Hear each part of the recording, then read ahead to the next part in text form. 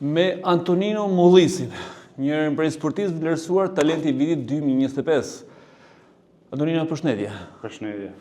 Keni qenë edhe vitin 2024 ndër talentet e vitit, duke që karriera juaj po shkon ashtu siç duhet, me suksese nga viti në vit. Po, ju falenderoj shumë për këtë ftesë. Unë përgatitem për kampionatin evropian dhe botëror, që zhvillohen në verë, dhe pretendoj që të sjellë medalje.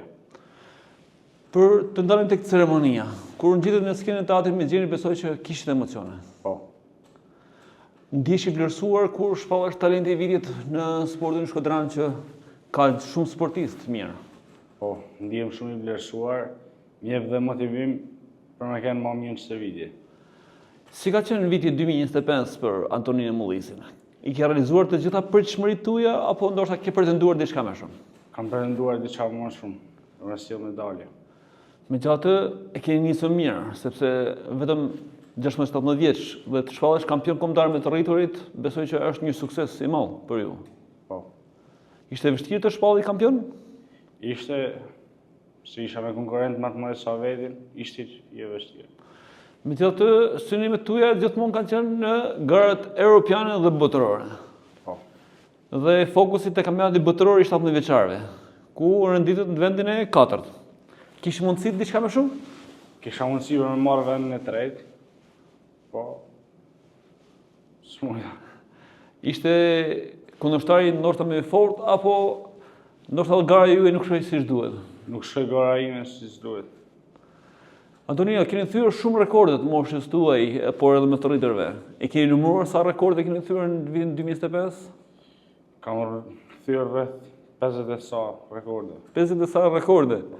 Numri ka që e madh që edhe numrin e saktë e keni harruar. Antonino, është e vështirë të merresh me sport? Kur e ke me qef dhe me pasion nuk është e vështirë. Cili ka qenë roli dhe ndihma e familjes? Ju kam mbështetur vazhdimisht, apo ndoshta edhe pjesa e familjes mendojnë se çfarë duhet sporti? Jo, familja më ka mbështetur. A është e vështirë sot të merresh me sport? Është sakrificë e madhe? Po. Duhet regjim, duhet ushqim, duhet shumë gjëra për një sportist cilësor. Keni mbështetjen e drejtuesve të vllaznisë, trajnerit lagja, të federatës shqiptare të peshkngritjes. Ju ndihmon kjo gjë kur keni mbështetjen e të gjithëve? Po, duhet i falenderoj shumë profeturin, presidentin e Les Gjoza, e profesor Arsim Belinoven, që më kanë mbështetur shumë. Ju stërviteni rregullisht. Besoj që është e lodhshme të stërvitesh çdo ditë nga 2 seanca. Megjithatë, është bërë rutinë e përditshme tashmë? Po, është bërë rutinë e përditshme.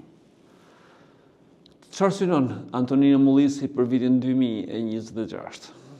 Për vitin 2026, në botëror të jem medalist, kurse në Europian dalë kampion e Europës. Duken fjalë të mëdha për sportet tjera, po për sportet e peshkngritjes, kampion bote, kampion Europe, duket gjëra të zakonshme duket. Kampionatin Europian e kam në Shqipëri, edhe pretendoj me çu flamurin. Ke emocione kur përfaqëson vllaznin dhe kombëtaren shqiptare? Po, normal. Vllaznia, sa e rëndësishme është për Antonino Mullisin kur e përfaqëson kampionat? Shumë e rëndësishme. Po vjen një periudhë e mirë tashme me Sajmir Lagjin, Antonino Mullisin, edhe me sportistë të tjerë, do të jetë vllaznia kampione vitet e ardhshme? Po, kena dalë dhe këtë vit me të rit, po dhe vitin e ardhshëm. Antonino, e sheh veten gjatë në sportin e peshkngritjes? Po. Dhe cili është ëndra e madhe e juaja për vitet e ardhshme? Marr pjesë në Olimpiadë. Dhe të sillesh medalje për Shqipërinë? Po. Antonino, të falenderoj dhe të uroj suksese. Shumë faleminderit.